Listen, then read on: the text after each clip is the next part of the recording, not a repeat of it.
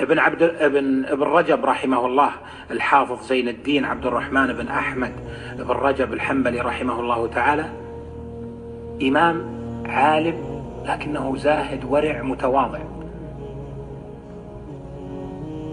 ذكر أحد تلامذته قال: كنا مع شيخنا في أحد دروسه، ففصل لنا مسألة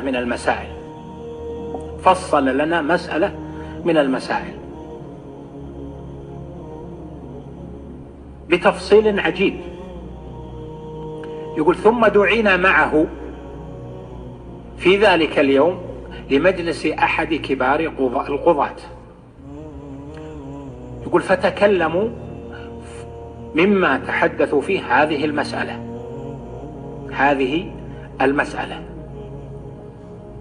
يقول: فتكلموا فلم يأتوا بشيء يقارب ما قاله شيخنا في درسه.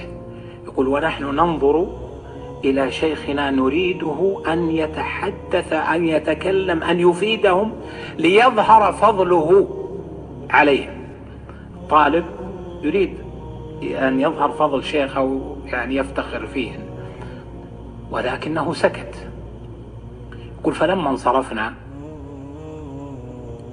يقول: أخذته مع بعض من معي فقلت له: أحسن الله إليك وزادك من الفضل، ذكرت لنا المسألة وبسطتها في المسجد، ثم ذكرت في هذا المجلس ولم تذكر لهم شيئا، فلو أفدتهم.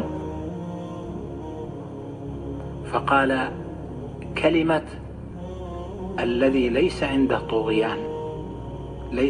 طغيان العلم، قال: مجلسي معكم لله، وهذا مجلس يراد به الدنيا. مجلسي معكم لله،